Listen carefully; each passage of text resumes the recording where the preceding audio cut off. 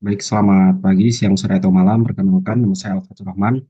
Dan pada kesempatan kali ini, saya dan teman-teman saya yang terdiri dari Fadil, Alfian, dan Ezra akan mempresentasikan RBL kami yang berjudul Optimasi Pembagian Jadwal Praktikum dengan Genetik Algorithm.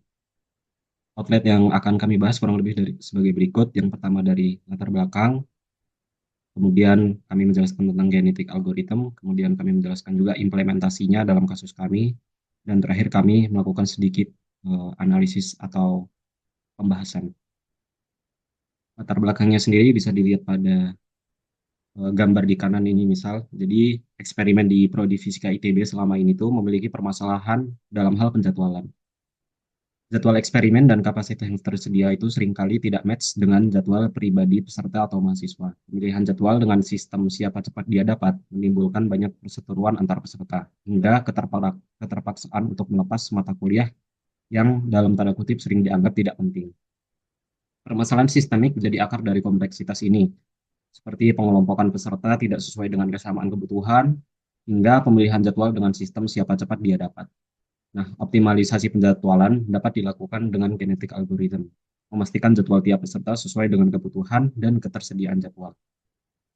Berikut sedikit tentang genetik algorithm, itu adalah metode pencarian dan optimasi yang terinspirasi dari proses seleksi alam dan prinsip genetika dalam biologi. Algoritma GA pertama kali dikembangkan oleh John Holland dan timnya di Universitas Michigan. Dia beroperasi pada sebuah populasi individu yang disebut juga sebagai kromosom, di mana setiap individu merepresentasikan satu solusi potensial untuk masalah yang dihadapi. Kualitasnya diukur dengan fungsi fitness untuk mengukur seberapa baik solusi tersebut dalam memecahkan permasalahan. Nah, proses evolusi dalam GA digerakkan oleh tiga operator utama sebagai berikut, mulai dari seleksi, crossover, dan mutasi. Kalau seleksi itu adalah proses pemilihan individu yang paling fit, lalu crossover itu mekanisme rekombinasi di mana dua induk saling bertukar material genetik untuk menghasilkan individu baru yang lebih baik, dan mutasi itu adalah modifikasi acak pada sebagian kecil material untuk menjaga keragaman dalam populasi.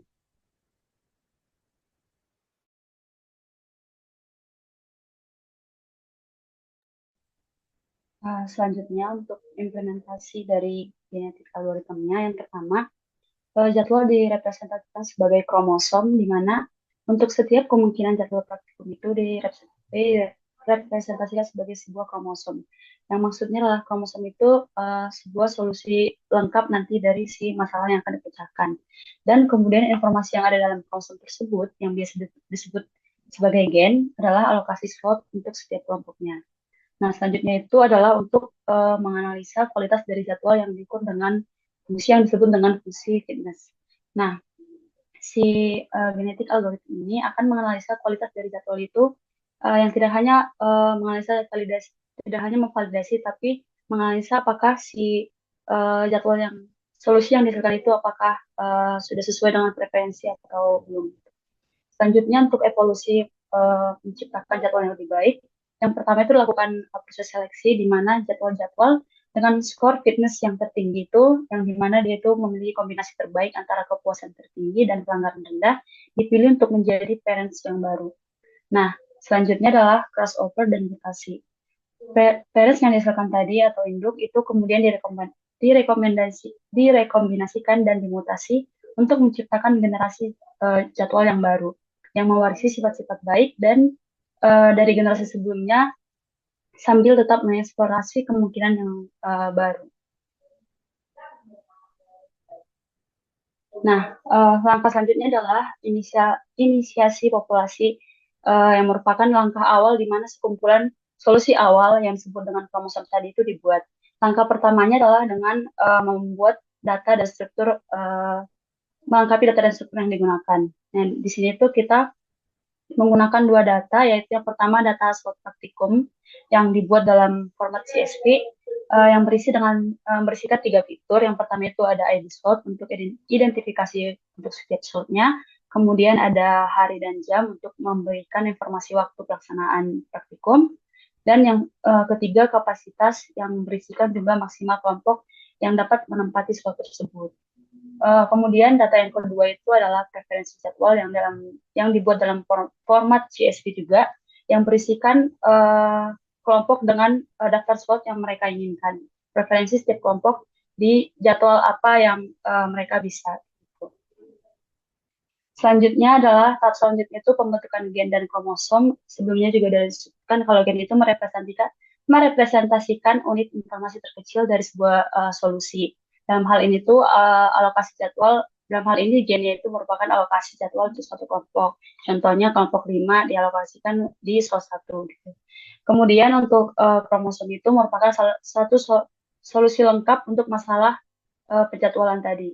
Dalam hal ini, satu kromosom itu sebuah dictionary Python yang memetakan setiap ID kelompok ke sebuah ID slot. Contohnya kelompok 1 ke slot 1, kelompok 2 ke slot 8, dan sebagainya. Nah, di sini dari si kode yang sudah dibuat itu, kita membuat preferensi untuk setiap kelompok itu sebanyak 70% masuk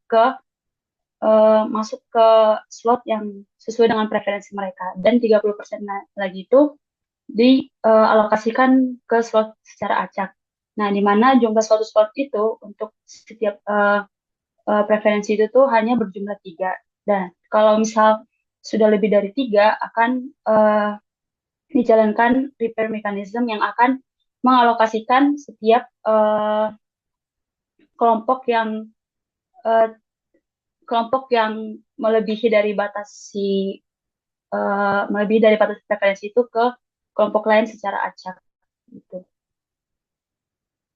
Kemudian yang terakhir itu proses inisialisasinya. Yang pertama itu ada prioritas preferensi yang mana tadi udah disinggung sedikit. Untuk setiap kelompok terdapat probabilitasnya itu sebesar 70% untuk dialokasikan ke salah satu slot yang ada di daftar preferensinya. Nah, yang kedua itu alokasi acak yang mana kalau kelompoknya tidak dialokasikan berdasarkan preferensi, yang mana probabilitasnya sebanyak 30% akan dialokasikan di slot acak lainnya untuk menjaga keragaman. Nah, yang ketiga itu adalah mekanisme perbaikan, yang mana ketika semua kelompok itu sudah dialokasikan, maka setiap slot itu akan diperiksa. Jika ada slot yang melebihi kapasitas, ia akan memindahkan kelompok pelanggar ke slot yang masih tersedia.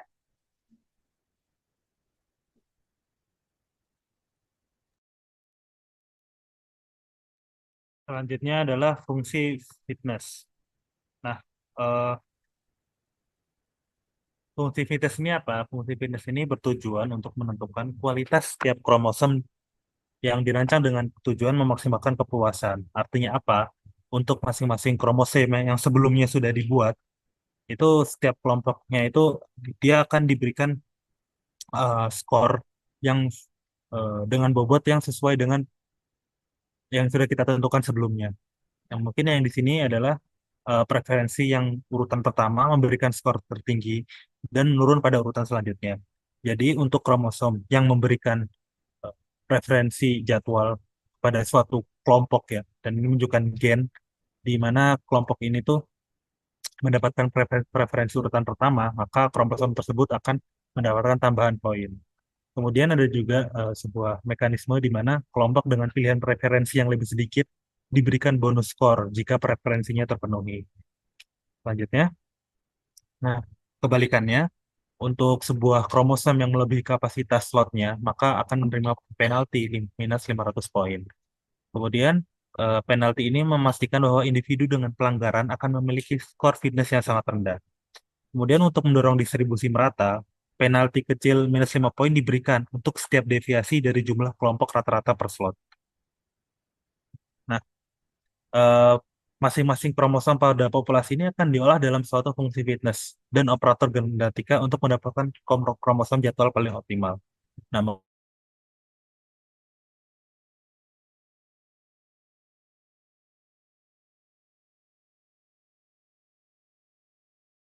populasi tadi itu diolah kembali gitu dalam sebuah fitness function yang nantinya juga akan dioperasikan dalam operator genetika.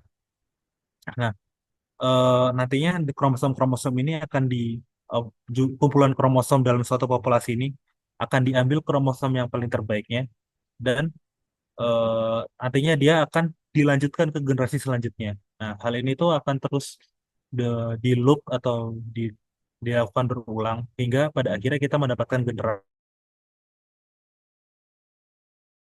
tertentu yang sudah kita tentukan di awal dan mendapatkan kromosom terbaik dengan nilai fitness paling tinggi. Next. Nah, di sini ada beberapa operator genetika. Yang pertama itu tournament selection, di mana kita mengambil sebuah sejumlah kromosom secara random, yang kemudian kromosom-kromosom yang kita ambil ini akan kita bandingkan fitnessnya.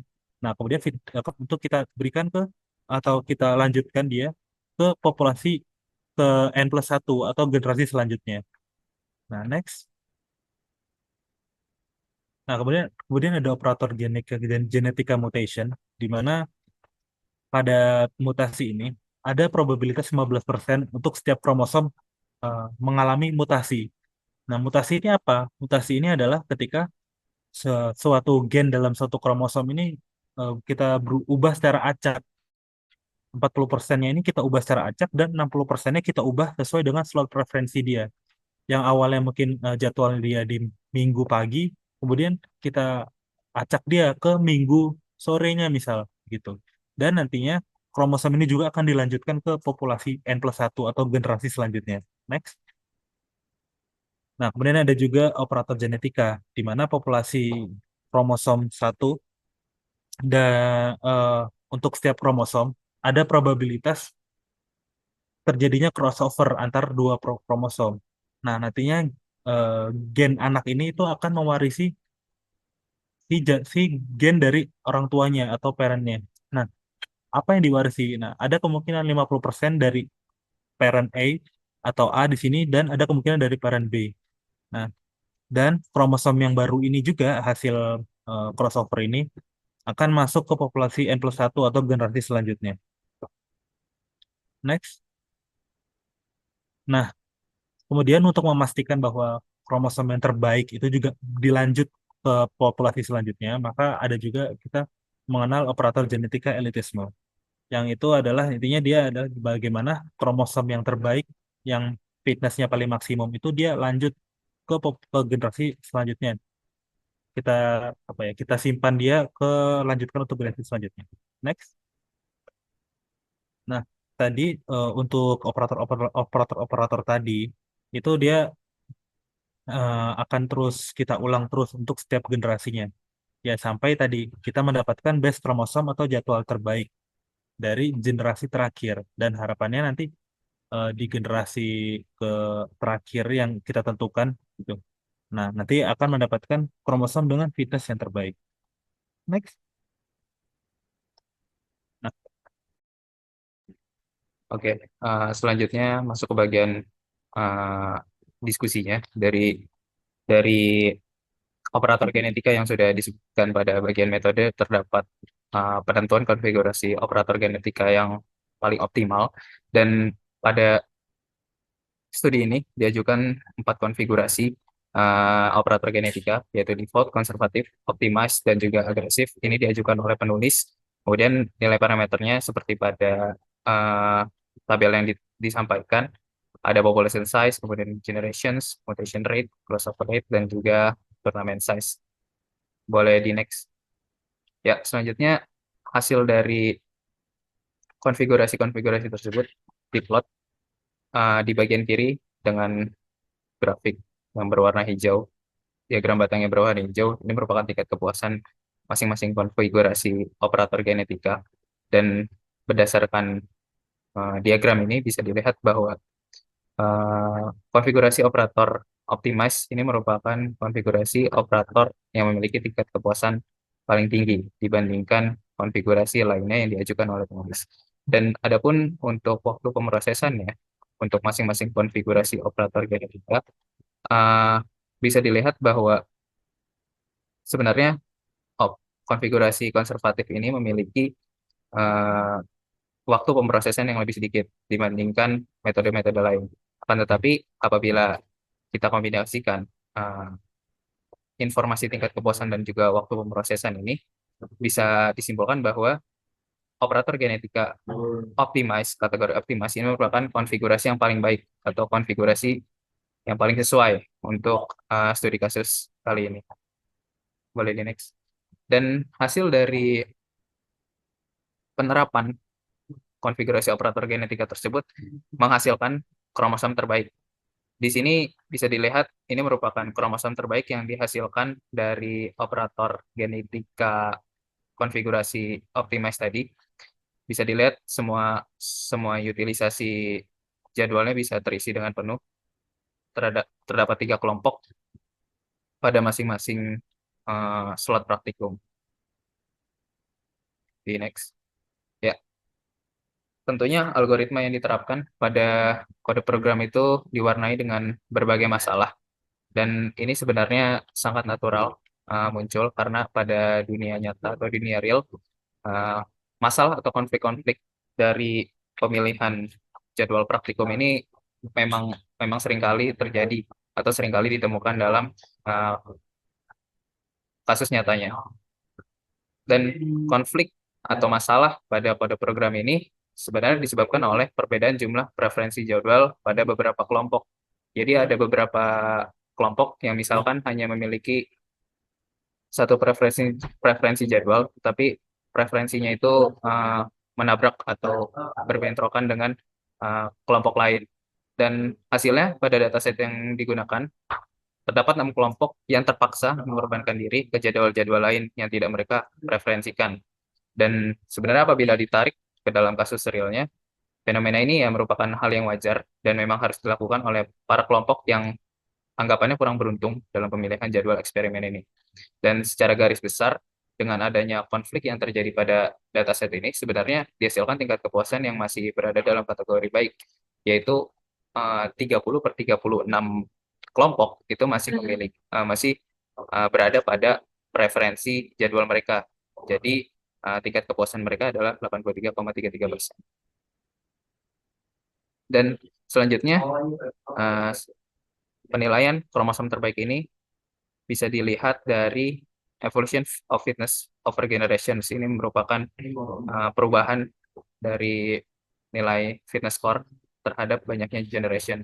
Dan berdasarkan grafik yang ditampilkan, dapat dicapai konvergensi yang cepat dengan konfigurasi operator genetika optimize. Kemudian fitness score yang tertinggi ini di sekitar 3.360 ini berkorelasi langsung dengan hasil bahwa semua kelompok, yaitu 36 kelompok, berhasil dijadwalkan dengan utilisasi 100%.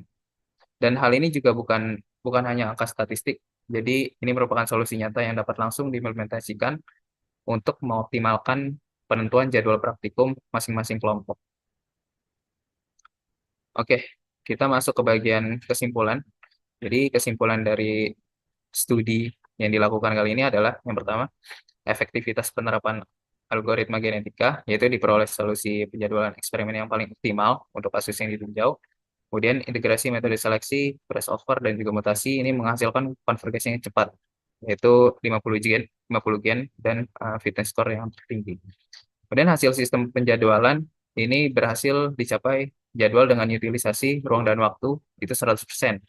Kemudian tingkat kepuasannya mencapai 83,33% meskipun masih terdapat konflik preferensi pada beberapa kelompok. Adapun potensi peningkatannya terkait kesimpulan yang ketiga, ini dataset preferensi per individu bukan per kelompok dapat meningkatkan akurasi penjadwalan. Jadi dataset yang ditampilkan alangkah lebih baiknya ada dataset preferensi per individu, per anggota kelompok. Dan preferensi dari jadwal pribadi mahasiswa ini bisa mengeliminasi faktor subjektif seperti berkelompok hanya dengan teman se-circle gitu. Kemudian kesimpulan yang keempat, relevansi dan implikasi dari studi ini, pendekatan ini sebenarnya tidak hanya efektif untuk Institut Teknologi Bandung, tetapi juga dapat dijadikan acuan untuk kasus penjadwalan di lingkungan lain. Dan hal ini membuka peluang pengembangan sistem penjadwalan yang lebih efisien dan juga efektif. Oke, sekian presentasi dari kelompok kami terkait optimasi jadwal presentasi eksperimen penelitian fisika. Terima kasih atas perhatiannya.